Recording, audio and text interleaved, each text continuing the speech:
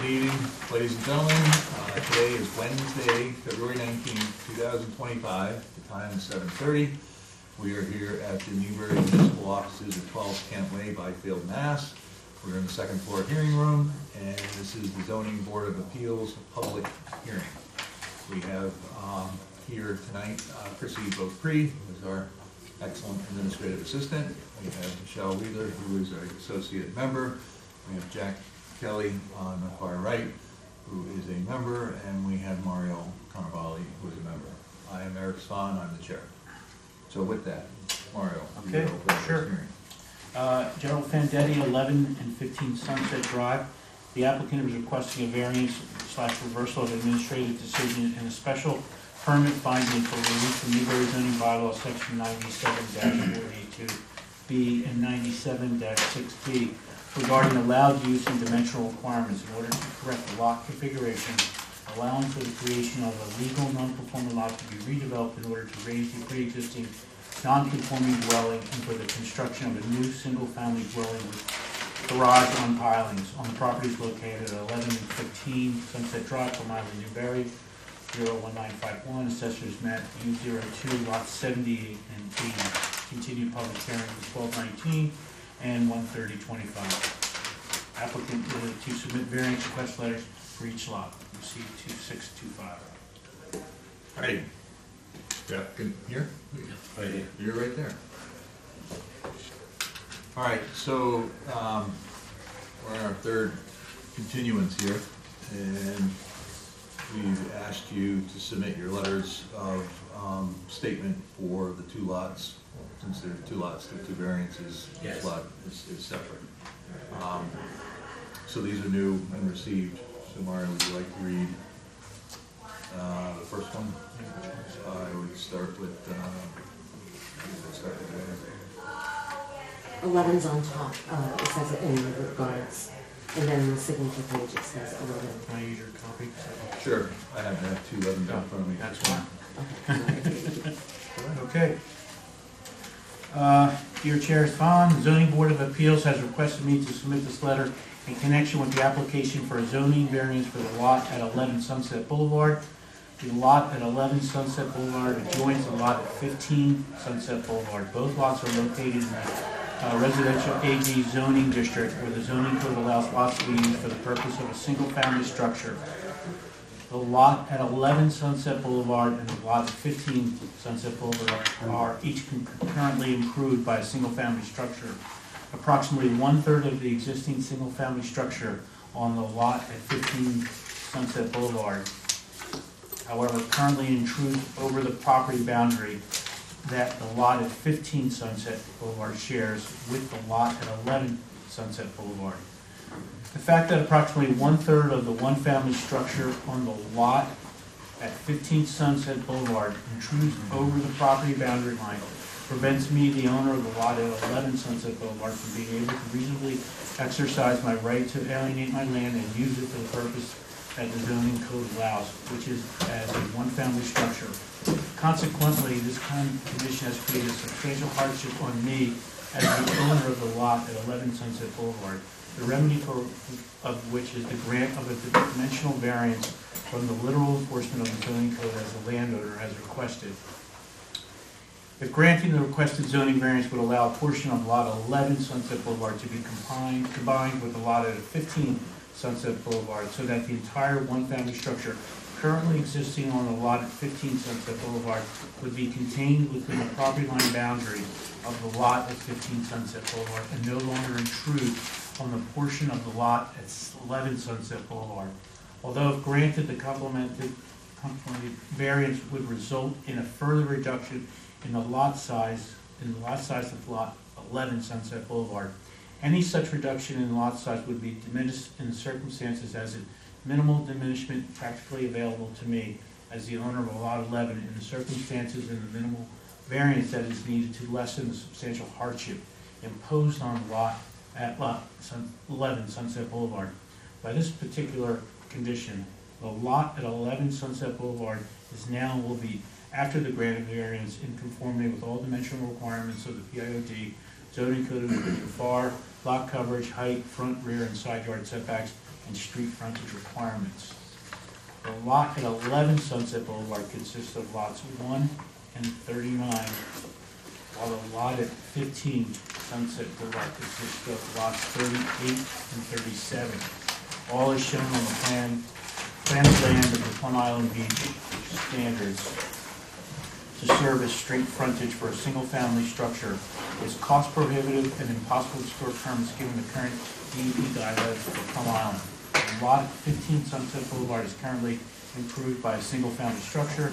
A substantial portion of the existing single-family structure intrudes over the property boundary line that the lot at 15 Sunset Boulevard shares with the lot at 11 Sunset Boulevard. This condition presents an additional practical difficulty and substantial hardship to me as the owner of lot 15, in which it prevents me from easily being able to alienate the lot in a manner that is allowed by the zoning law.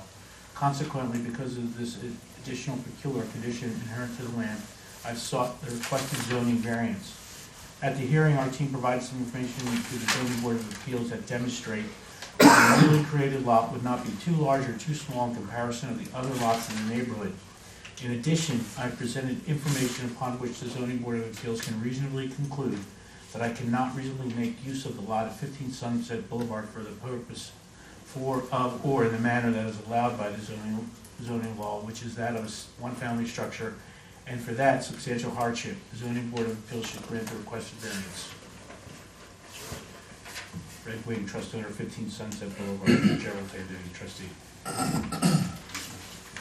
So,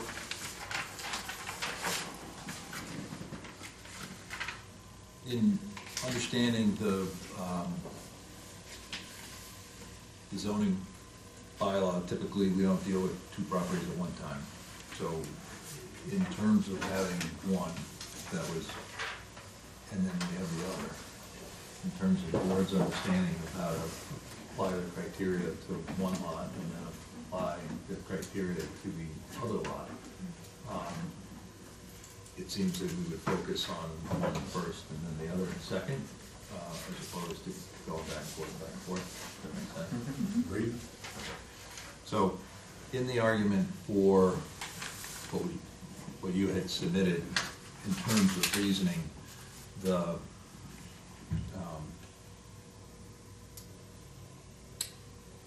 state, the section of the state law that governs variances, which is chapter 48, section 10, chapter 48, section 10, talks about the conditions of the land. So in the statement, in terms of the property, what is it about that property that is the hardship, which is not in relation to the structure or the structure being over the property line, but in relation to the physical characteristics of the land? Well, my reading of 48, it states, it also mentions as one of the conditions, structures. So that's why I think it makes sense. Is that stated in the letter? Meaning structure, what do you mean by that?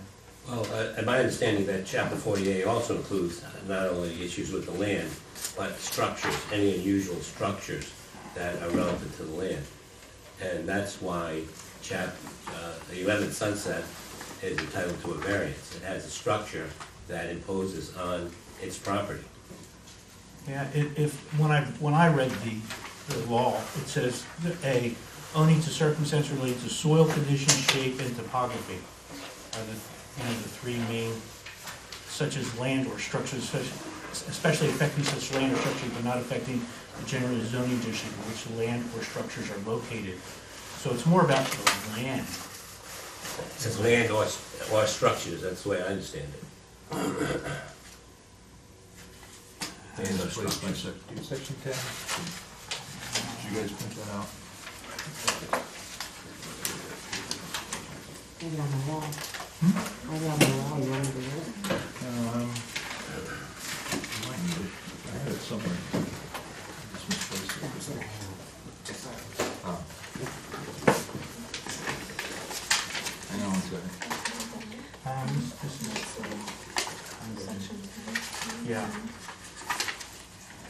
Is this with summary in here? That one here? That is a case study, it's not exactly section 10 as printed.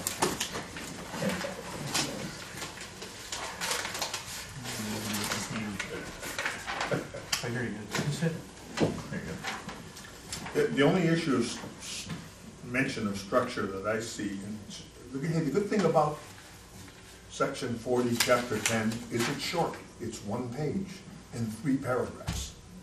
Regrettably, there's hundreds and hundreds of cases defining it further, but, you know, we can all read it pretty simply. The only mention of structure that I see is a sentence where it says, except where local ordinances or bylaws shall expressly permit variances for use, no variance may authorize a use or activity not otherwise permitted in the district in which the land or structure are located. So if you were trying to use this instead of a single-family home, as a, you know, I don't know, a bar or nightclub or yes, anything else, I don't see structure anywhere else in this. Well, that was my understanding. How could you have a structure and not call it a variance, not need a variance if someone else's house is on your property? It's just logical. Just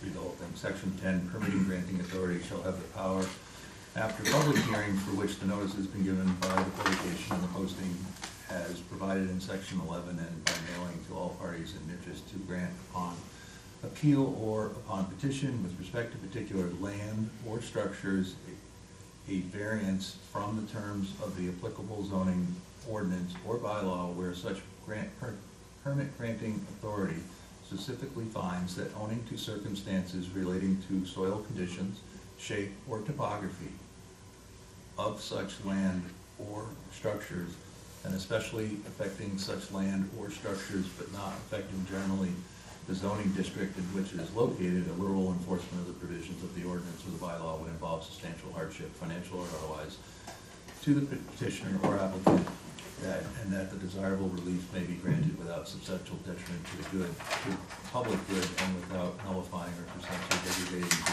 intent or purpose of such ordinance or bylaw. So I think in understanding the word structure, my apologies for not having town council clarify that of such land or structures of the land. And I think what we understand and what we've always said is that there's something unique to the property. So in our previous discussions, we have discussed that 15 Sunset Boulevard has currently no frontage for the 2 parcels that were put together to create the parcel which is called 15 Sunset, actually 15 Sunset Drive. And that there is a Dartmouth Way, which is an unimproved way, town way. And so that understanding that the shape of the land set against the unimproved public way may cause you a hardship that, in terms of financial, that you haven't, you or the town is not willing to improve a way that is documented but not improved. So I think that point we have discussed and understanding, if everyone's in agreement or has an understanding or would like to talk about that the shape of the land for 15 as it exists with an unimproved way that is town-owned land, the burden would be on you to improve it in order to provide the frontage for the lots as they exist. So we've talked about that. I think the harder question and discussion for us tonight is that the effect of 11 Sunset Boulevard, in which an argument separately from 15 is made in order to state the case for why that lot should have received a variance. And from experience and from understanding and looking at precedent, it is, again, the unusual hardship of unique conditions of the subject property that is not generally found on other lots in the zoning district or surrounding neighborhood. Or what is unique to that piece of property that it should be allowed to have special circumstances different from the zoning district or from the surrounding neighborhood.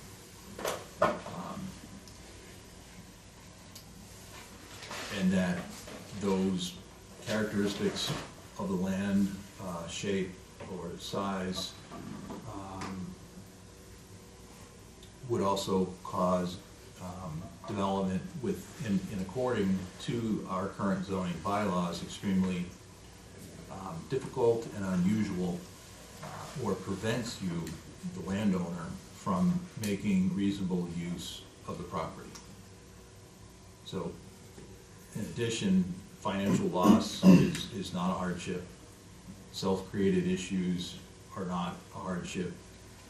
Previous owners doing things are not a hardship. And so, in thinking through what is special, and the reason for asking you to write the letters is, we're not here we're here to be helpful, we're here to figure out, we're here to guide through and make sure that the town bylaws, but we're not here to make the argument for applicants. So, what is special about 11 in terms of the property that it should get variance? I think you did state that in doing what you're proposing, that it would meet all criteria of the PIOD except for the lot size and for the frontage. There's only 100. There's 50 and 50 is 100. 110 would have 110 feet of frontage. Right. So, also understanding variances, that variances should not be granted for just creating a lot without knowing the intent of what's going on it, because we're not here to, we don't want to grant or perceive any, just because we grant a variance doesn't mean that you can just do anything on the lot. You still have to submit for the project that you want to do on the lot. And because you got a variance doesn't mean that you can do whatever on the lot. Like, we're not, they're two separate things. And so that was clear from town council's memo on the process of what had to unfold in order to have the variance hearings, and then Yes. should this go forward, then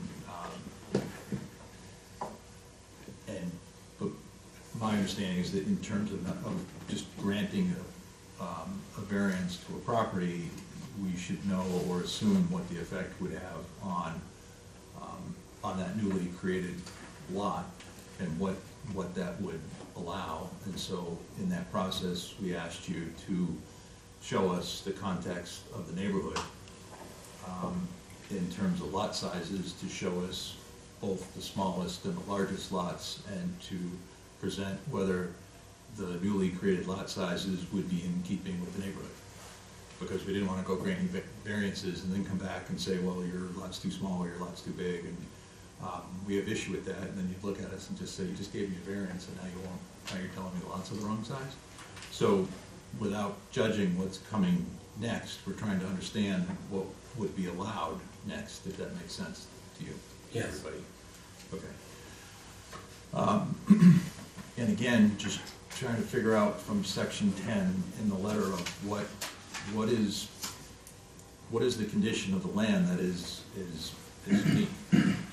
What is different about the property, for each property, that sets the variance? And in the discussion that you have currently a landlocked piece of property because there's an unimproved town right-of-way,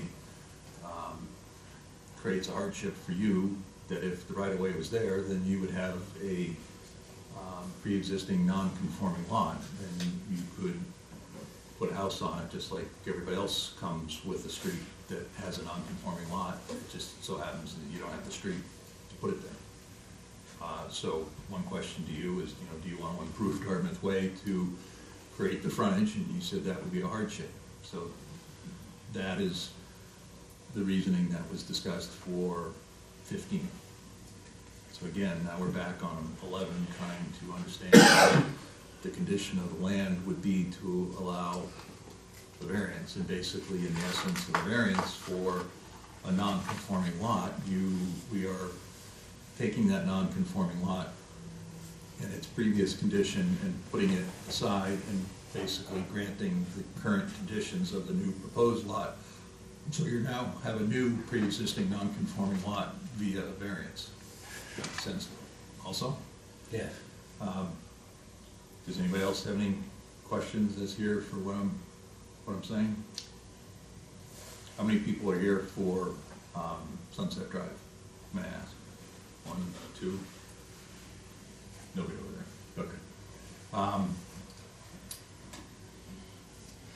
Do you guys have any questions while we're discussing this? What does that look like? I mean, for the 11, what's that variance look like? Well, that's what I'm saying, that's what I'm just That's what we're not trying to sure. make the understanding or the We're argument still not sure, I think, what the hardship is. Yeah. for that.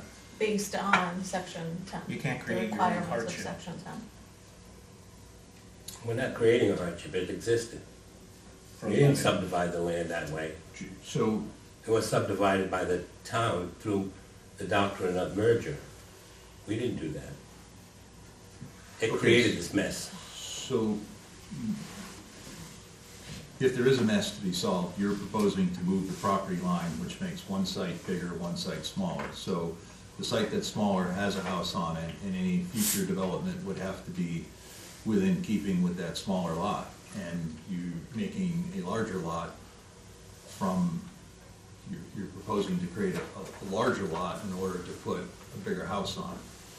So although the two don't go hand in hand, we're trying to make sure that separately they stand together. Separately they stand for a variance for each one of them, understanding of, what kind of lot 11 is gonna be at a smaller lot, and what is gonna happen to 15 if it becomes a larger lot. Can we look at the hardship on 11 a little bit more? I'm still kind of stuck on that. Yeah, that's what we're talking about. Good. That's exactly what we're Well, trying let me to. ask this, one of the things that I saw when I read the statute was that it should be unique and specific to the property, not common to the zoning district, I think is the exact quote. This is a common problem on the island. There's nothing unique and specific about having your house, a structure on an adjacent property line. Matter of fact, the next hearing we had this evening has a structure on an adjacent property line. We've seen lots of them. I would say, excuse me, I think it's unique. I'm sorry. Just Plum Island is unique, let's face it. It has structures that border the property line of the adjacent line. It's a unique situation. This one And this isn't is, unique. this has a third of the house on another property. I'm sorry, that's a unique situation. Okay, may I answer, Mr. Chairman? So let's look at it from, because I've been in this situation. So let's look at this from the other thing. Yeah, it's a unique situation and it's a hardship, but it's a hardship for 15. It's an asset for 11. You're lucky that you're on good terms with the owners of 15, because the owners of 11 could leverage you and say, hey, move your house, get off my property, or offer you money to buy it, or there's all kinds of options. There's That all happens kinds of to me. options, yes, but that's not the option we're asking for. Okay, all right. It's a hard, if I wanted to sell lot 11 right now, it would be very difficult. With a house on it, an additional house on it. A third of a house on it, excuse me. Yes, you have the need. That's a hardship, I would say, that's a hardship. So in moving the lot line, you have essentially created a much smaller lot for 11. It would be a smaller lot with an existing structure on it. One of the things we also try to make sure of is that the bylaws are consistent for the person that owns the property and for the neighbors and for the neighborhood and for anybody in the future that might own the property, so that one person's great idea isn't, becomes the next person's bad idea, right? And just because somebody has a good idea doesn't mean the next person. So we try to weigh it against that, and then with the PIOD, it always comes back to the neighborhood, because everything on Plum Island is mostly non-conforming, and so instead of saying you have to specifically meet the exact regulations, you have to meet the intent of the neighborhood. And our leeway in the PIOD has always been, the definition of the neighborhood has been a little flexible depending on where exactly the site is, because it's all unique. So, yep. Yeah, my question, have you investigated the possibility of an easement, voluntarily giving yourself an easement on 11? I don't think that's realistic option. I have investigated it, but I don't think it's a realistic option. Because, Well, if you did that, you would keep the lots the same size as they are now, and you'd just be granting an But easement. I wouldn't have frontage. But you would have access over property I- to access that second But that lot. doesn't comply with the state regs. You have to have frontage to have a lot. You have a pre-existing, non-conforming lot that you would, Access via easement, like you Access. suggested at the first one, but you didn't like that. right, No. and you're accessed by an easement now anyway, whether it's granted or not. The property of 11 has been burdened with the driveway, which sits on the unimproved town right away and sits on property 11 as it currently exists now. So I guess we're just, we're looking for you to really give the argument, and I think we've helped you with 15, and we're looking at 11. Is there something about the site and the dune and the grading and the position of the structure on 11 that makes it unique and special in that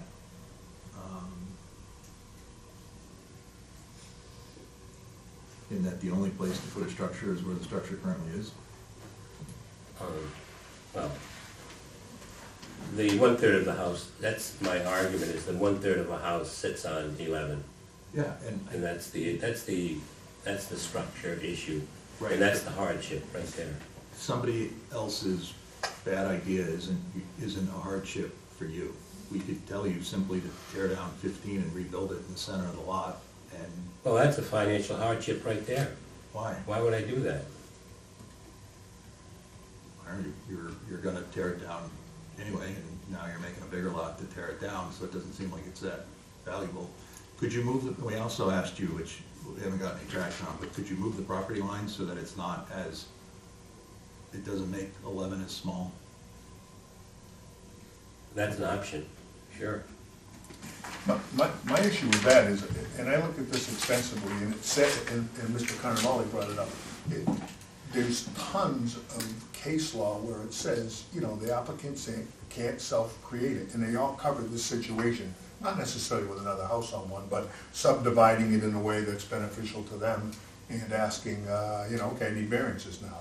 And the answer almost in every case, I don't think I could find a single one, was no, you can't self-create. And so the issue here. Where am I self-creating You an did- issue? You did not put, because you have a pre-existing two pre-existing non-conforming lots. I agree that you did not place the 15's house on 11's property, but by moving the property line, that creates the need for the variances. How can that not be self-created? No, I don't see that at all. I'm looking for frontage. How do I get frontage to make it comply with state law, that particular lot? How do you do that? How do I get frontage on that lot? That's the question. So we discussed that in terms of there is frontage of an unimproved town way, and that improving that is going to be that the town's not gonna do it. And so that goes to you, and you would claim that as a financial hardship. And so I've stated that, in my opinion, that your argument for variance for 15 is, we helped walk you through that, and we discussed that previously. It's not only the town, state DEP won't allow it. So, It's not the town, it's the state that won't allow you to touch that road. so we're talking about 15, and then. That's what I'm talking about, 15. Right, so I guess what I'm trying to say is, in my mind, without everyone else weighing in at the moment, that you have an argument for 15 as to why you might move the property line in order to create a bigger lot for 15. So, Yes. yes, okay. So now, let's put 15 aside, let's talk about 11. What is special or unique about the condition of the land at 11 that would warrant a variance for 11 on its own merits of the conditions of the site and the soil that would, the unique conditions of the subject property that is not generally found in other lots within the zoning district or surrounding neighborhood? Or what is the hardship of moving the property line, making the property smaller that in accord of zoning bylaws would be extremely or unusually difficult or prevents you from otherwise reasonably using the property within the zoning bylaws? Has the house on it. That's the hardship right there.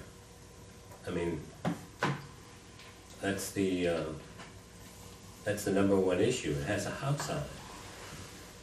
Okay. And you know, and it's a balancing. I mean, this is not, these conditions were made at some point in the past that had nothing to do with us, you, any, who knows who did it. But that house was there for, I don't know, it was built in 1890, I heard, and, you know, they subdivided the property, and the house got subdivided in a way where it was on another parcel, and then when they merged the lots, they merged them in a way that didn't make any sense. So because of that, I'm paying the price and enduring the hardship of having a house on another property that is easily rectified by just subdividing it so the land is equal. We're not doing anything unusual, just, and this is done all with any other city or town. Most other cities and towns, you can subdivide land and join property together. This is an unusual, very unusual situation being on Plum Island, very unusual. And it's just, to me, it's just, I own a piece of property that, it's on 42 Fordham Way. And the landowner next door bought a parcel of that lot before I bought it. And just a sliver of land. And I asked him, why did you buy that sliver of land? Oh, I bought it because the woman that was living there needed some money and I needed some compensation for the money I was gonna give her. And that's how that's been there for years now. There was never a problem with that. Now here, we have a problem. But we have historical fact of this happening all over town. Parcels being subdivided and there's no issue. So Well, why is this there's- becoming There's a great, major issue now? because there's a little bit more control and understanding about being careful and following the regulations. I understand that, but there's precedent there also. What That happened should in be the taken past? into account. What happened in the past, and if you're trying to correct it, I guess the question is why aren't the lots more equal? Because the next, if you get two variances for both lots and. But we can make them both equal. Could we do that? I think. Does that make sense? I'm looking for frontage. That's what I'm looking for 15. Understand, maybe Yeah. there's a way to make them more equal and jog the line, so it's not just the straight line, and then the two properties are more balanced, and then whatever happens in the future, the two lots are balanced within the neighborhood, would seem to make a lot of sense. I don't have a problem with that. It would require a substantial redesign of what we were planning there, but And Yeah. by making the lots more equal, then both lots would have the right to have the same size house in the future as being pre-existing non-conforming lots that have a variance that reset the size of the lot. So in the future, when somebody comes along, you know, you're not building a really, really big house on one lot and then leaving a smaller house on another lot because of the newly reset non-conforming lots because of the variances. And to say that the two lots are equally balanced And the fact that you've got 15 that doesn't have frontage, but you haven't totally, to the detriment of 11, reduced its size only to benefit 15, and the two lots are balanced, would seem like a fair argument to me. I guess I'm just not understanding though, just going back again to those three items that present a hardship. So even in that condition, out of those three items, what is met? I The don't think it soil, meets the any. typography, or the shape? Shape of the land for 15 is obvious because of. 15, yeah, you Right. know, But 11. the shape, it has no frontage. So the new shape So, is creating frontage. Giving the frontage to 15, even if it's minimal frontage of non-conforming, another 20 feet of frontage would give the frontage, would be conforming for the frontage of 11. So that, in terms of how this house is sited, in terms of, the only thing non-conforming then would be the size of the property. If the existing structure is set back as it is, the deck has been removed so that the side yard setback to the new property line would be in keeping. And if with the size of the lot, we walked through the application and confirmed that the only non-conforming was the size of the lot, how would that be any different than anything else in the neighborhood of Lyle? Yeah. Mhm. Did you understand everything I just said, or the Yeah. reasoning behind what I just said? Yeah. And I don't think I think two equal lots is not favoring one or the other. It's not providing an advantage to one or the other. It is solving a problem. It's giving you frontage, and even if the frontage was less than 77 feet for 15, you still would have frontage, and yes, you probably couldn't do exactly what you proposed, but in terms of the reasoning why the board would accept it is that the shape of both the lands are equal and they're consistent to themselves within the neighborhood. And the only reason I did the subdivision the way I did, it made reference to the original subdivision plan. I understand that, That's the only reason. and, yeah, and that, I thought that made sense. I mean, wouldn't you think it made sense? it does, but then you're adding a whole nother half of property to one side and you're taking half of property away from Yeah. the other side, and so therefore, in terms of, we're always trying to improve, and we like to see all the improvements that we can, and when people have non-conforming lots and they can show improvement on all fronts, it's hard to argue against that. Yes. When Yes. somebody is presenting something to us, and it seems like they're trying to get extra or take advantage of something, then it's not as favorable to Right. us. Because we're giving something to them that the next person wouldn't have.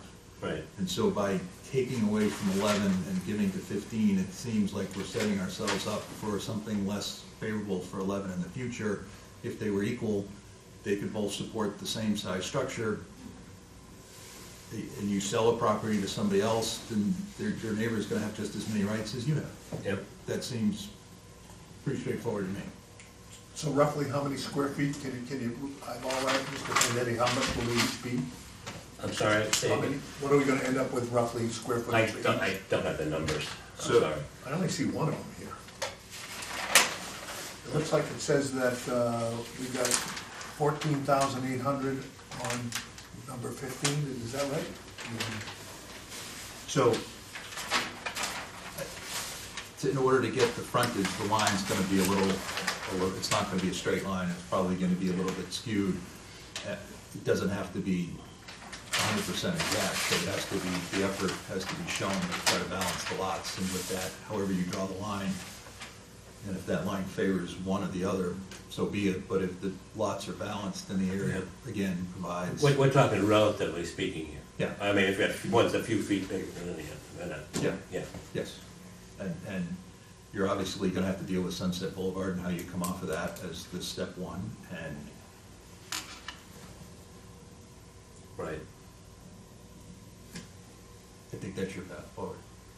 So with that at the moment, I'd like to ask there are others in the audience that would like to speak for or against, if you would state your name and speak. I'm not really speaking for or against, I'm just asking for some clarification, just for my own self to know what. Sure. Can you have your name, please? Donna Finnegan, I'm behind the property. Okay. First of all, I don't understand, and many of my neighbors have said the same thing, how you call frontage two different streets. You So probably do, but I don't know how the that's frontage done. is the total linear line of how the property meets a public way. So on a corner lot, the frontage is from this corner all the way around.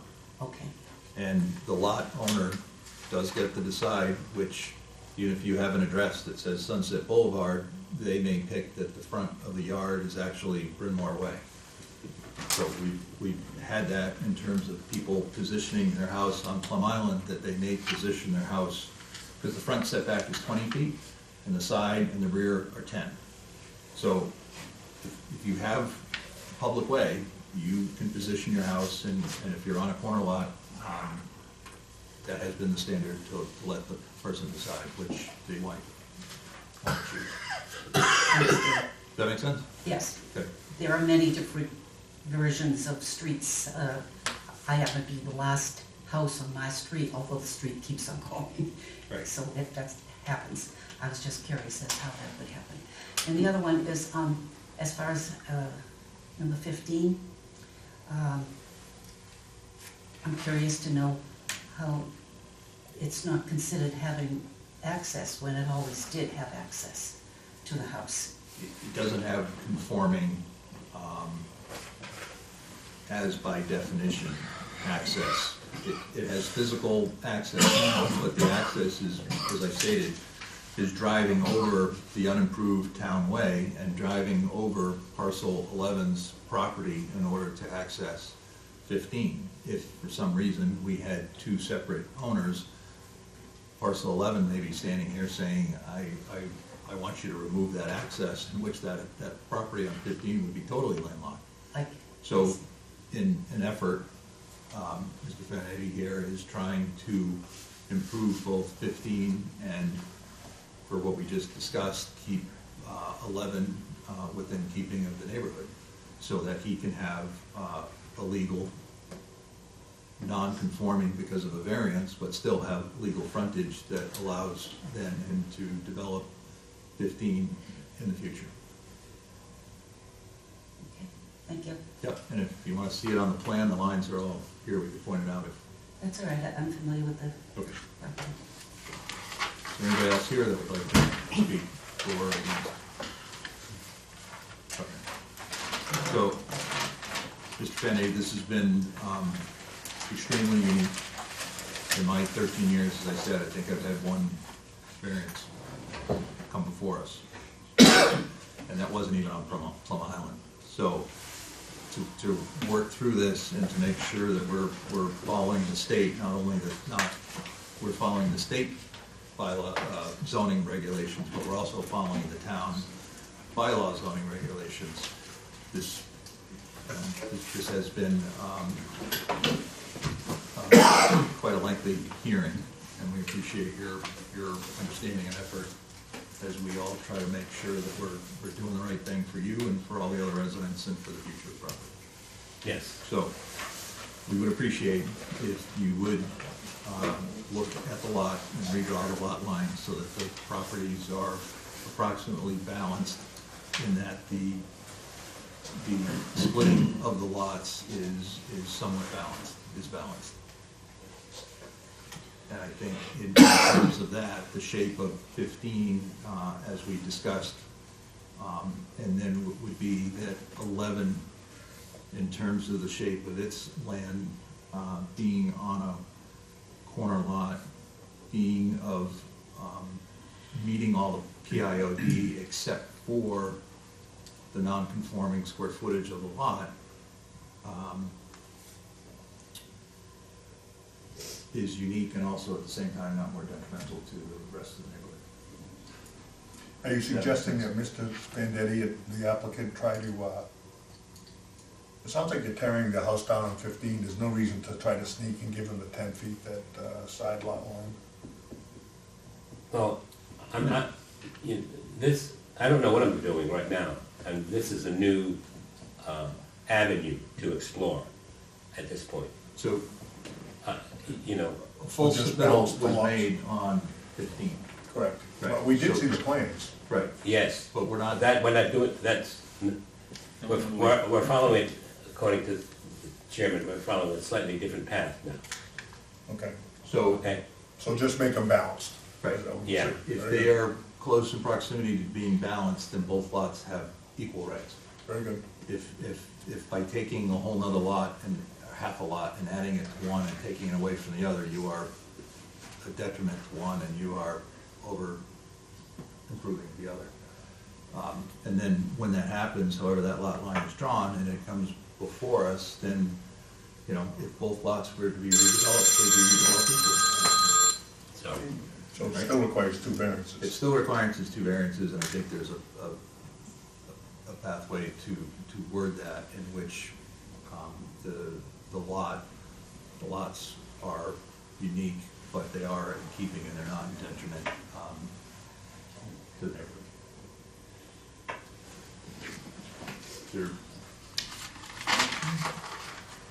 Yeah, so I guess with this, we're gonna have to continue to next month, and we'd appreciate anything that you can, to get us sooner. If you Sure. send something through and you'd like some comments from one of us, because we can't discuss it, we can't all discuss it until the next meeting when we're in public. But if you'd like to send it to Chrissy, Chrissy sends it to me, I'll give you my Okay.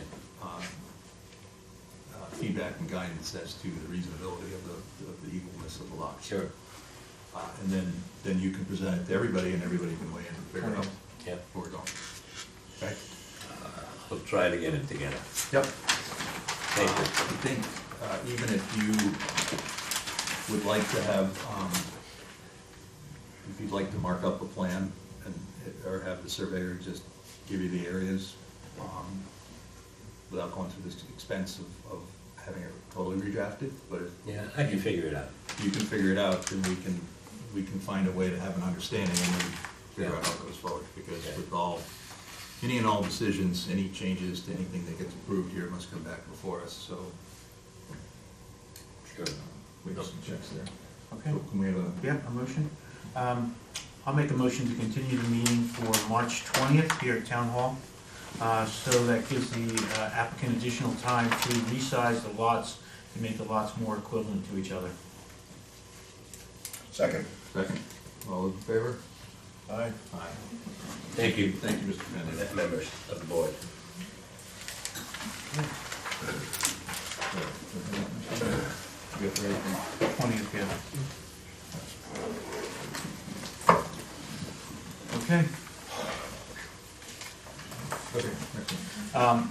Al Ward, 80 Northern Boulevard. The applicant is requesting special permit finding for relief from section 97-4D5C01, decrease in square footage, and 02, upward extension of the Newbury zoning bylaws and any other permit relief as may be required under the town of Newbury zoning bylaws to allow the proposed use project in order to raise the existing dwelling on the lot while keeping the garage and the construction of a new single-family dwelling on pilings on the property located at Northern Boulevard, Plum Island, Newbury, Mass. Assessors map U03, lot 181. All right, the applicant here? Yeah.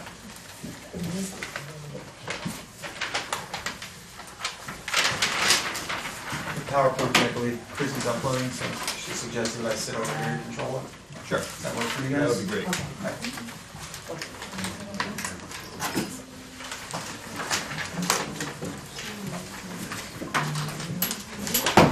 Slides. The laptop's down. Sure. Yeah. Okay. All right, change of plan. I'll stand over here, and Chrissy will control the slides.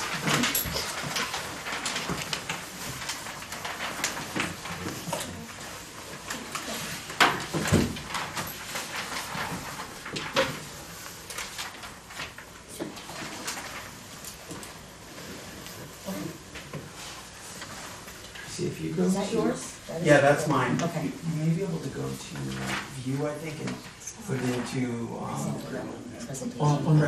On the bottom, there's that, on the bottom right. there's a oh, yeah, projector. there you go, yep. On the bottom right. Right there's a now, I projector. think this little guy right here. Yeah, just click on that. Thank you. Just because it's gonna be hard to see Yeah. anyway, so, thank you. All right, presentation is. All right, Full screen, go Chrissy. all set? Yes. All right, board, my name is David Garrett of Dalton Feingold. I'm here on behalf of Al Ward of 80 Northern Boulevard, the applicant. We're here to request a special permit for the demolition of the existing four-bedroom, single-family structure on the property and construction of a new four-bedroom, single-family home. The proposed project will be on pilings and has been designed and carefully crafted to address the goals of the PIOD as laid out in your bylaw, including flood resilience, neighborhood compatibility, and public safety. The applicant intends to live at the property full-time after the construction of this project, and will not be renting the property, which I think is a change of use for the applicant from the past. I'm aware that I think previously the board is aware of some history of this property, and for which my firm was not involved. But we have addressed, I believe, all of the concerns of the board and the requirements of the board from previous appearances here before you. So, Chrissy, do you want to flip to the next slide? So this is just an overview of Plum Island, which I know you all are very familiar with, so we can move on in a second, but you can see 80 Northern Boulevard located there. It's on the beach side of Northern Boulevard. Next slide, please. So this is the house. Just another overview, but this is the house, and we'll get into some detail on the dune in between the house and the house below it on that picture. But it's a very important dune and something that we want to address with you, and we've had discussions with with one of the abutters, the abutter at 76, with respect to that dune because it's very important. So next slide, please. Just another overview. You can really see the dune in the picture there. You can see that large dune that looks to be almost a story tall in between the two houses. Next slide, please. This is street view.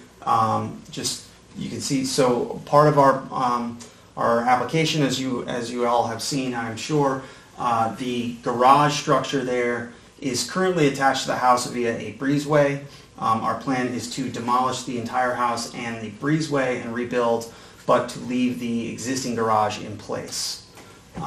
Next slide, please. So this is just a shot. I believe we're heading south here to show you the location of the other houses on the street and how close they are to the street, just to give an idea of what is normal in the neighborhood. Next slide will be a similar shot, but heading north. You can also see right there that large dune again. Next slide, please.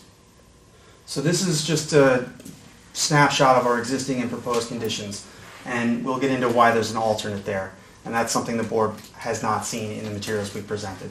So existing conditions there, coverage is 13.18%, proposed is a little bit more at 16.53%, but still under the maximum 20% in the Plum Island overlay district. FAR is 13.3 existing, proposed is 15.65, but under the 25% for the Plum Island overlay district.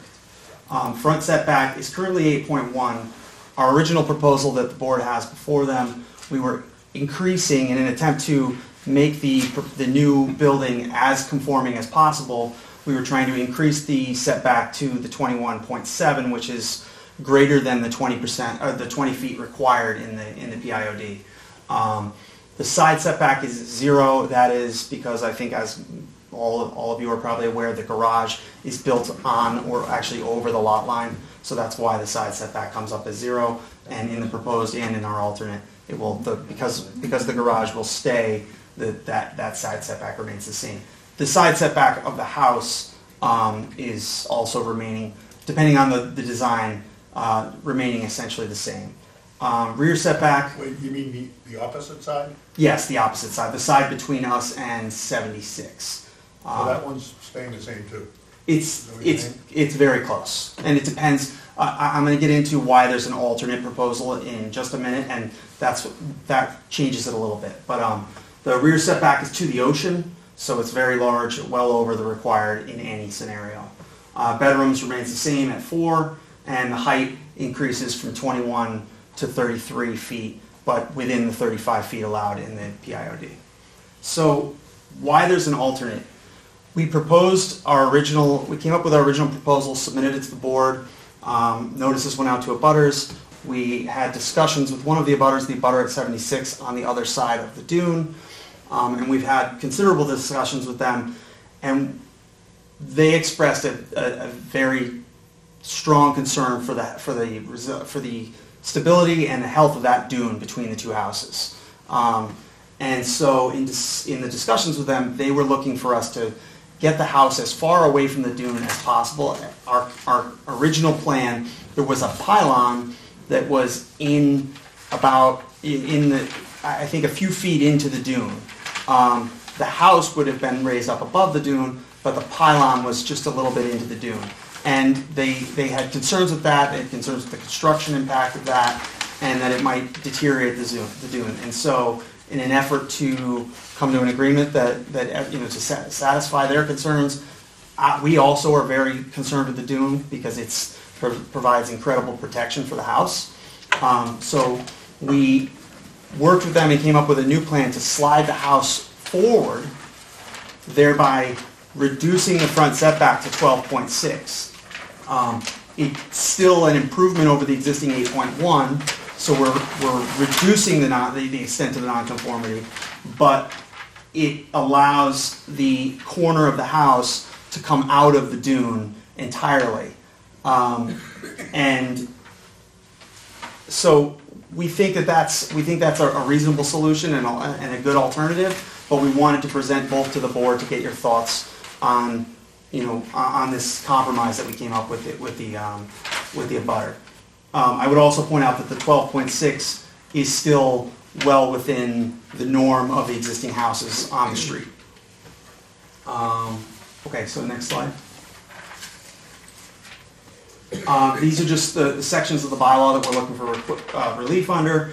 The first section there allows the board to grant special permits for the alteration, reconstruction, extension, or change of such structures. And the second section there is catastrophe or demolition, allows the board to grant special permits for a non-conforming single or two-family residential structure may be demolished and rebuilt or rebuilt after destroyed or damaged. So we were looking at the first section there, demolished and rebuilt. So those are the two sections, whichever the board chooses to proceed under. We are of the opinion that you could proceed under either for this project, but that's where we're at on that. Next slide, please. And the rest of the slides are just showing a lot of what you already have, the existing conditions map you already have, and you can probably see better on the one in front of you. So we'll move to the next one. This is our original proposal. So you can see here that the front of the house is 21.7 feet from the street, but I'll come over here and just point out to you. So right here, this pylon, you can see, is built into the dune. This 18-foot line, I think, Jeff, is what we determined is the edge of the dune. Yeah, I mean, the 17-foot, So maybe, Really, but- maybe even the 17-foot Yeah. line here. But, so now if we click onto the, I don't want to mess anything up here, but on the next picture, let's see. So we've now moved that, so it's at 12.6, and this pylon comes completely out of the dune, even outside the 17-foot line. So that's the reason for the move, for the change in the plan. Excuse me, Yeah. and what's the side clearance there now? This is I just can't read it. 14.4, Okay. so it's more than the 10 required. Yeah.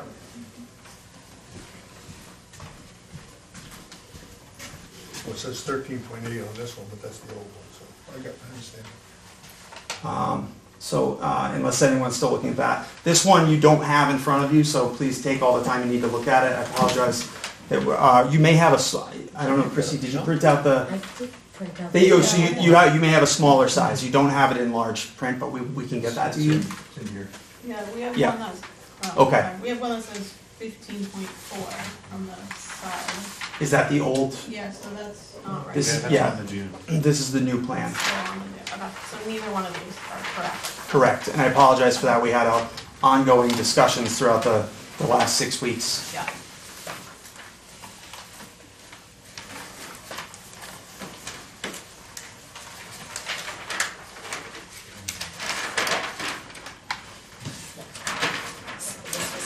Well, Chrissy did get a full-size one. No, that's different, Next slide, is there another slide? Oh, and then these are just, you have these in your packet, but I included them in this. So these are our elevation drawings showing the house up on the pilings. This is the street view. Next, this is the ocean view, and the next slide is these are the side views. And I believe that's it. Yeah? Yeah. Okay. Does the board have any questions for me or for the applicant?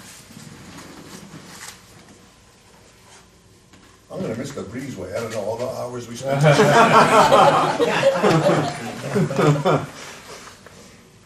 We did try to satisfy the concerns from prior hearings. I have just one thought, and that's the building inspector's purview, but there's 3.3 feet between the existing garage and the new house. Yeah, so that is, I mean, not something that I was involved in the design plan, so I would have to ask Al, but also, I mean, I think to your point, it would be the building inspector's purview. If for some reason that's, the building inspector says that's not allowed, then we would have to address it. Yeah. There are two structures on the same property by the same owner, but Yeah.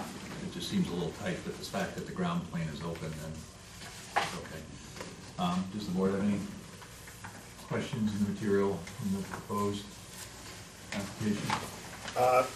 The bedrooms, there was a lot of discussion about that last time, and I know the building inspector went out, did he go out and do a count or something?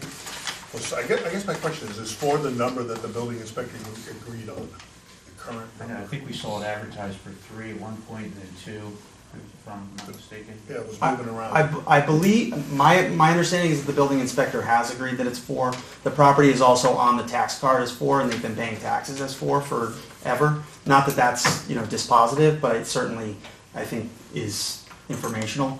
And to that point also, I know that some of the history here was involving the bedroom in the garage. One thing I didn't mention is this plan would make the garage completely just garage space. There would be no living area, no bedrooms, no kitchens, no even, living rooms, nothing. It would just be garage, outdoor, storage space, that's it. And the bedrooms would be in the main structure. So, two things. One, Yep. the assessor's card that has been presented does say 7 rooms and 4 bedrooms. Thank you. Secondly, we, in the last go-around, the building inspector had gone out and he had said, you need to improve this doorway between the garage and the other space. And we made the argument or asked that the plumbing be removed. That has been done, That has been done. absolutely. Okay, so those are 2 things as a result of the last go-around that then just ended and did not proceed, and here we are now. Thank you. That's the existing condition of the property. So with that, are there people in the audience that would like to speak in favor of the proposed plan? Could you stand up and state your name? Sorry, comments in favor only, or any, either? I usually do favors first. and That's then- fine. and then- I'll wait. Negative first, and then go to favor, we can do that, but if there's anybody that would like to speak, please stand up, state your name, and say your piece, and we'll take it in. Okay, thank you. My name is Jeff Roloffs. I'm an attorney with offices in Newburyport. I represent Tim and Anna Drost, who live at 76 Northern Boulevard.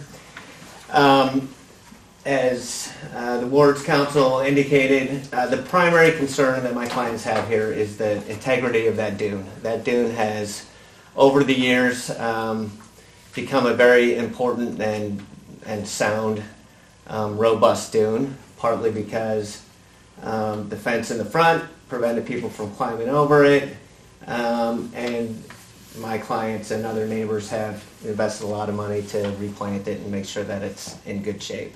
So any construction project that compromises that dune will be substantially more detrimental not only to my clients but to the neighborhood, because the dune serves really important functions. So we've been in discussions with the wards and their attorney. We do think sliding the building closer to the street is consistent with the PIAD requirements in the sense of not being closer to the street than the existing structure. We don't think there's any front setback issue there. It's the topics that we're continuing to discuss with them relate to protecting the dune during construction and after construction. So what we're hoping to do between now and the next hearing, assuming that this is going to get continued, is to work on construction protocol to ensure that that dune isn't adversely impacted during construction. It will be if there aren't details in place to ensure that it's not. And then in the event there are adverse impacts during construction, if they can be avoided, great. If they're not and there are some impacts to it, we're looking for a commitment or a condition from the board that would require them to essentially re-nourish that dune post-construction, replant it, monitor it to make sure that those plantings take effect, and that so that in the end the dune is protected.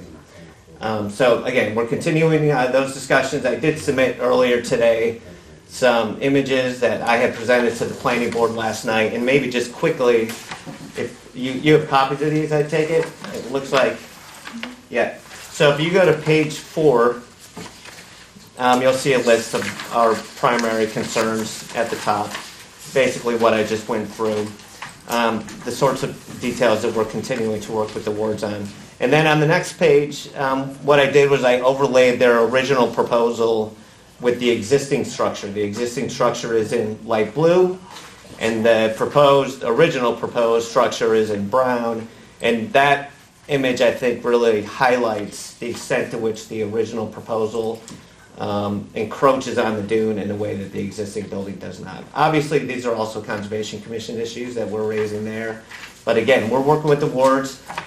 They've been very cooperative in working with us, and we hope to have the opportunity to continue working with them. And hopefully before the next meeting, we'll have protocol and design details that we would be willing to support. So to be determined. Thank you. Thank you. Do we have any comments to that? I guess the only question I have is, where exactly were you with the Conservation Commission? You have not gone through them yet, or they usually do more dunes than we do? They do. So that meeting was last night, and they didn't have any real, I don't know if David wants to speak to this, but they didn't have any real discussion last night because DEP hasn't yet issued their NOI number or technical review comments. So they opened the hearing. They gave me the chance to present the slides that I submitted to you. They continued the hearing to March, hoping to get DEP's comments. So that process is ongoing. Thank you. Yeah.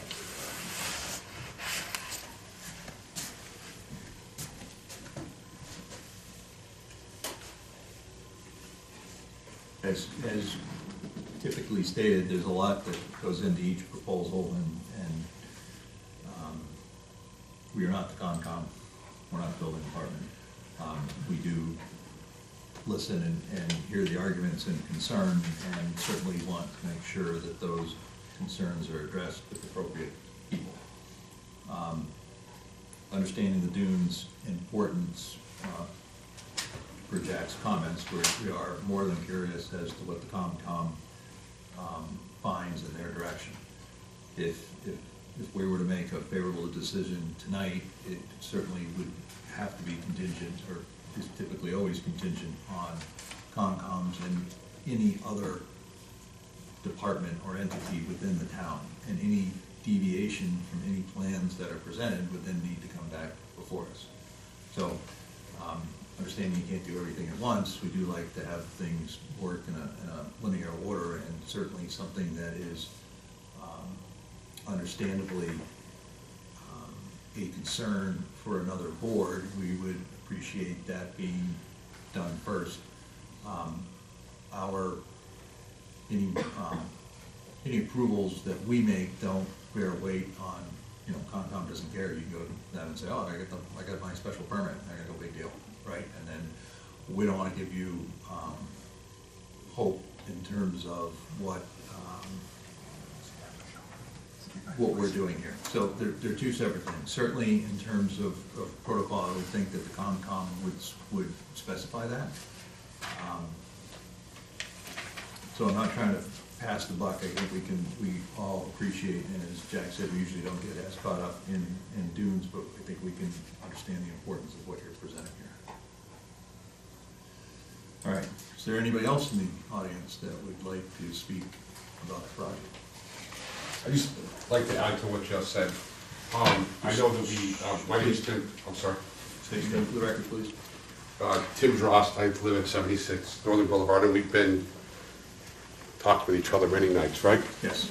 So I would just say that, yes, we've had conversations through our attorneys with the wards, as me and my wife would love to be neighborly with this. But I would tell you, as you're well aware, that we've spent a tremendous amount of money and been through this, going through this since 2020.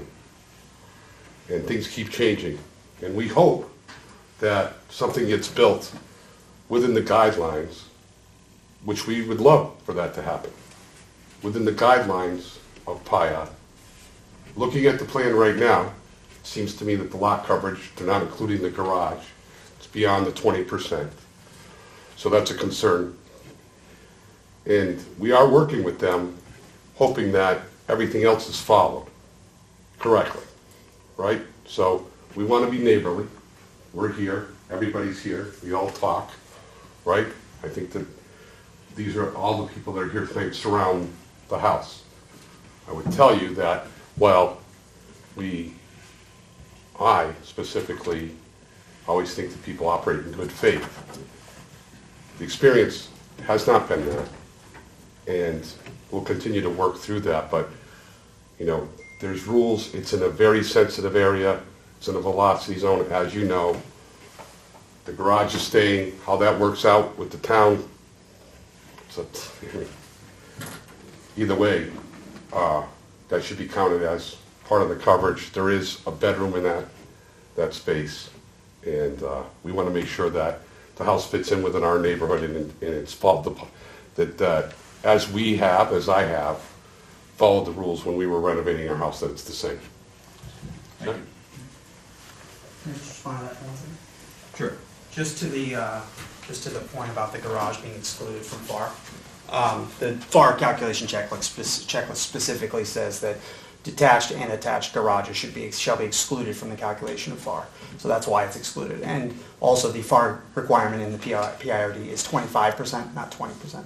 Either way, we're under 20%, but just want to make sure that you You're only under that if you exclude that. But there is living space in that garage. not anymore. Well, you just took the plumbing out. There's still living space in it. Okay, Do you expect- under the proposed project, the garage would be entirely excluded. If we didn't, even if we only excluded the space that is currently parking, which is 545 square feet, we're still at 18.5%. Okay. 20. So, to jump in the middle of this, Yep. like stated in the last hearing, every effort to improve the condition of a non-conforming lot, to remove pre-existing non-conformities and remedy them back to the PIOD requirements, is favorable. Sure.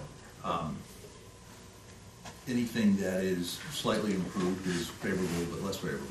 So you know, the best you can do is to say that I've now taken this non-conforming lot that is non-conforming in frontage and non-conforming in area, and I meet every other single requirement of the PIOD. Because then, that way, what you're proposing in terms of building by right, it would be equal to your neighbor and your next neighbor.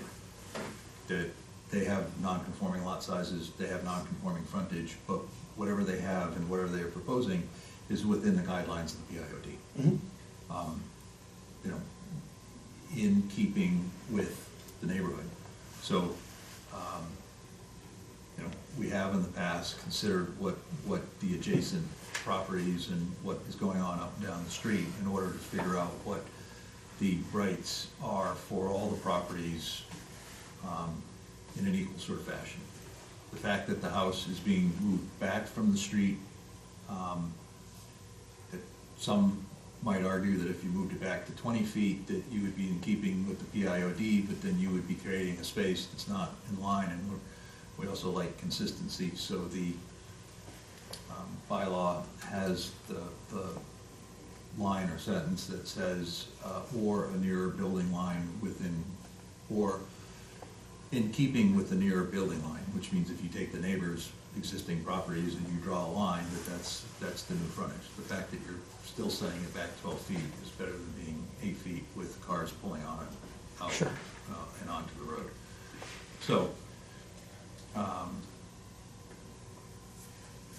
understanding that you have had discussions with neighbors that probably didn't like your first proposal, that you're making an effort to hear what concerns are, and you've already changed the plans once, in stating clearly that all the requirements of the PIOD, it would be probably in interest to say that the garage parking spaces are not in, but the other spaces are within the calculation. Okay. And they're still within the PIOD, would be a good thing to present. Just so I follow that correct, you're saying the other area of the garage building? Yeah. Okay. So if you know, we've heard concern, we've heard argument, and again, if you make the argument that, yeah, the parking spaces are excluded, but we went as far as to take the other spaces that are in there and we've added them to the calculation, we're still with under, is within keeping of the PIOD. We're happy to do that. I will revise the FAR checklist. Yeah. My calculations show that it'll go up to 18.5%, which is well under the 25%. Then, you know, we'd like Concom to be resolved, the fact that you had a plan, the fact that you've had a location of the property, you've discussed the dune and and putting a piling in the dune, and the fact that you've now moved it seems to be going in a favorable direction. The building inspector obviously saw the plans, he didn't give you any other guidance, I don't know if there was any other discussion, but, and the only reason I asked the question about the 3.3 feet is they do not like things to go through and then go back to the building inspector and then have him just say, oops, I should have figured this out, or I should have given you some guidance in the first place, so. We can add that to our list of things to check on. Yeah, I would just double check that. Absolutely. Does the board have any questions for the application as proposed and as amended before us in front of us? To address Mr. Gross' comment about the living space in the garage, seems like the wards have removed the plumbing, as you noted and as we discussed, and Mr. Garrett testified that it will only be used for garage purposes, car parking, storage, etc. That's So correct. If anything was to happen other than that, then that would be an enforcement problem, Yeah. not a zoning problem, and you can handle that as it goes. And to that point, Al has expressed, a willingness, if necessary, to remove any partitioning walls in the garage to the extent they aren't structural. If that's somehow a concern that a partitioning wall is going to later become a living space, then that can be done as well. He really wants to emphasize that the garage is a garage. It will be nothing else. In my singular opinion, the effect of calling the building inspector to enforce something, having the building inspector arrive at the property, having writing a letter to that action needed to be taken, having that action being taken, the process of enforcement has proven itself out once. Sure. So, understand concerns for rentals and additional bedrooms, but there is an enforcement process and it has played itself out, and so it's not as much of a concern as it was previously. I don't think that we're that much concerned about the garage space as we are just the whole thing fitting in within the rules of PIOD. Well, I think we're here because we're not going to go outside of that or asking for some special considerations. So I think that we just want the house to fit into within the neighborhood, right? We want to make sure that it goes through conservation properly and everything's followed like it's supposed to be. And we're working through the side stuff. Again, we're looking to be good neighbors, and I appreciate where we're at right now, but that hasn't been the situation for the past 5 years. And even though we're speaking tonight about what we might be working towards, we don't have anything in writing, nothing to change. I mean, to be honest with you, we don't even know if this house can be positioned in this place once it gets through the state and conservation. So we would ask that it's, based on the experience and how much we've had to spend for the past years back and forth with this, that it's much more thorough when we're coming through here, because we can talk about this, but there still needs to be studies done and what's going on with this kid. It's got to go through conservation, and it's got to go through state and get the notes on what's going on. So for us to talk about something that I'm not sure what's going to happen, and then things change, there's 3 foot of space, that's a fire issue. There's a whole bunch of things. We'd love to work with the wards, and I think that we'd all would. But I think that we are understanding what the experience has been as neighbors and our cost involved, right? So I'd like to see in front of the board that we have stuff that is real, and we can talk about real things. And I think that we're, a few steps ahead of us supporting something that's not complete. Point taken. I will say Go ahead, that sorry. A proposed project for a non-conforming lot in which the only non-conformities are size of the lot and the frontage are hard to deny. Yeah, I'm not saying, I'm not saying- saying No, I'm it would be just- denied. What I'm saying is, I need it to be complete. I'm not Understood. arguing I'm just anything making, about. I'm making the point of where, and giving the application some guidance and understanding what you're saying.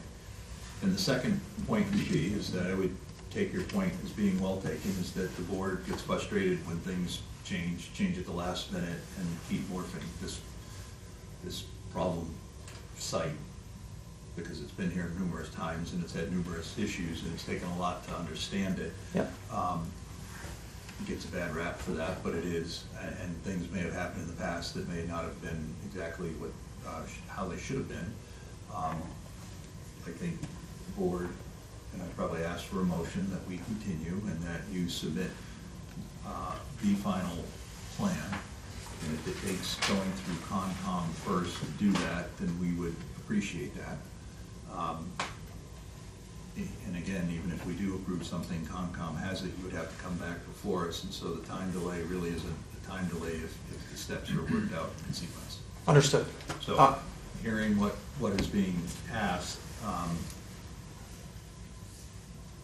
I'm gonna ask for a motion that we continue to next month. Yep. That you hopefully can get before Concom or get a redrafted plan and make the existing to the proposed for all the conditions of the PIOD extremely clear. Yep. And then we can pick it up at that point. That's And fine. as previously said, if your house is proportional to the size of the lot, it's, Yeah. that gives you the same rights as your neighbors do for the size of their lot and what they can do. Yeah. And as Attorney Roloff had pointed out, we've been in discussions, continuing to discuss, right up until a couple hours before this meeting.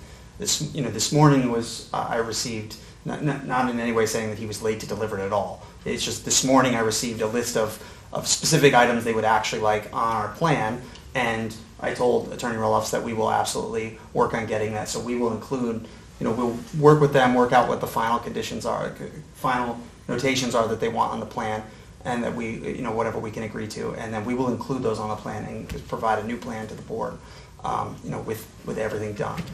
We would have obviously liked to have done that prior to this meeting, but as the negotiations have continued on, it just, we weren't able to get it in before the meeting. But That's fine. Yeah. Just, it's, we're all volunteers, we all Yeah, take our time on. I'm on the things, Andover so ZBA, so I know where you're coming from. Getting stuff at the last minute always doesn't get reviewed thoroughly. So, probably one of the concerns here is construction protocol, which I can certainly appreciate being an architect, but is out of our purview. You might ask and go meet the building inspector and have the building inspector provide his guidance on that to satisfy the issue, because we're not gonna make construction protocols. What do you need?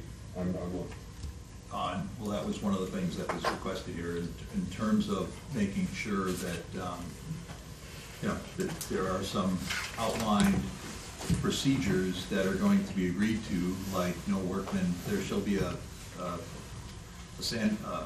snowdrift fence set up so that no workers can access or walk on the dunes during construction. I think that would be conservation. I'm just saying it's not our purview, and Sure. if it's your interest, one of the ways to do that is the building inspector deals with construction, and he might be able to help that. COMCOM will certainly have theirs. I don't know if COMCOM, Chrissy, delivers an outline of, these are COMCOM things that will be followed during construction? Yes, in the order of conditions under the special conditions at the end of the document. So- They list special Yeah, conditions. I think that we feel that would be part of the plan. We're not, I'm just making sure, Yeah, it's brought up here, and I'm just Yeah. making sure that it's not expected that we're gonna come up with some, No.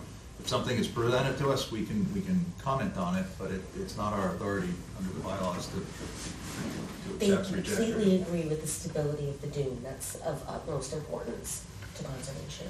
yeah. So, is there a motion we have for continuing? I'll make a motion to continue the meeting on March 20th here, to allow discussions from COMCOM and new plans to be updated. Right, time, date, place. At March 20th, here, 7:30. Great. Is there a second? I'll second that motion. All in favor? Aye. The hearing is continued. I should have asked this before, but was there any chance the board wanted to do a site visit? And if so, could we schedule it this month instead of after the next meeting? I think it getting us, so. Okay. No, we can't do it because we can't all show up at the same time in the same place and be together and discuss something. I think we've all been there. Yeah. Okay. Several We each can years do a ago. drive-by. Yeah, that's fine. I would say if people wanted to go walk around the property, and if we saw some strangers, you probably understand why, but we can't all meet as a group. Sure, understood. Okay, thanks. Thank you. Conservation is doing the site walk, so if you wanted to celebrate it. Thank you. Thank you. Yeah, if someone wanted to tag on with COMCOM and be the one that would go for it. You have a date? I'm helping.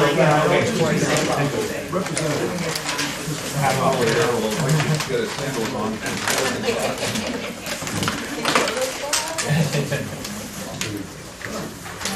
All right, thank you. Good to see you. All right. There's no other further business. There's one item on. See you. Help me out, I'm gonna cramp. Cricket Lane? Cricket Lane. Cricket Lane. Yes, could you? Okay, Something about planning, retainers or something? planning asked me to email Walter because Walter desired to do a top coat for erosion reasons at the site. There's a requirement in the zoning decision that was actually approved in 2021 that states Walter has to provide a bond of $10,000 to the town. So Walter emailed us and asked how we wanted that. In cash, in small bills. Alright, as part of the zoning approval decision dated 4/1/21 and stamped in by the town clerk on 4/22/21 for the Cricket Lane project, under section 4, decision and conditions under condition 20, in part reads, in the event the applicant desires to stabilize the roadway by installing a binder coat after excavation and loaming of the wetland replacement areas, but before planting and seeding of the wetland replacement area, the applicant must provide a payment of $10,000 to be held by the board as a bond to ensure the completion of any plantings within the aforementioned 6 months time frame. Walter says he's willing to submit that and wanted to know how he wanted it, a passbook account or just a check to a 53G account. Now Martha suggested I discuss it with you. She said passbook accounts haven't been used in a long time, so she said that that's not a good idea. And I suggested getting the town accountant involved because she would have to set up the 53G account. Yep. So, Why can't we just get a regular bond, like a construction bond? No. It costs like $100 for a $10,000 bond. We want to do whatever planning board does, whatever conservation commission does. We want to do what everybody else does, which is standard for the town, so it sits in the same place as other bonds. Doesn't get lost, doesn't get confused, doesn't get misconstrued, and the same person that deals with it, deals with those other board bonds, deals with ours. Good. That's what I would recommend. okay. We've never had a 40B before, and we've never had a bond, so we just want to follow. Everybody else is doing. Do what everyone else is doing. Okay, well, Councilor Rucco had to do a bond all for, spent either, not Cadwell, Farm, But it's all well fun. okay, Cadwell Farms. So he had to do a bond, and he just went to a planning board meeting to ask for a reduction in it, so I can let planning know to do what they do for Right. their How do they subdivisions receive for their Walter. bond so that they Okay. officially hold it and cause the least burden to the applicant and the least burden to the town? Okay, Yeah, bid bonds, performance bonds, payment bonds, there's all kinds of bonds. True, and we don't want to have to open a bank account to receive funds and then get charged for it because we have insufficient balances and stuff like that. No, it should just be a piece of paper like almost like a check, like an insurance policy. If something happens, there you go. yeah, Understood. But- Okay. But we don't want something new Correct. for town accountant, for anybody in the town to have to deal with or try to figure out. Very good. That, interest-bearing account, yeah. okay. Just a question about Venditti. If he makes equal sized lots, does he still need a variance for the second one? And then what's the hardship? They'll present that, but yes, he still needs separate variances for each property. I think he's assuming that this is kind of a done deal if he does what he does. Because then it just becomes, there's no hardship. Because here we, Wagering, that's Well, yeah, I mean, we can't discuss it outside the meeting, so Yeah. let's forego that Yeah. question for the moment. And is there a motion to adjourn, so I can get my written? Motion to adjourn, yes. Second. All right. Second? Okay, all those in favor? Aye. I,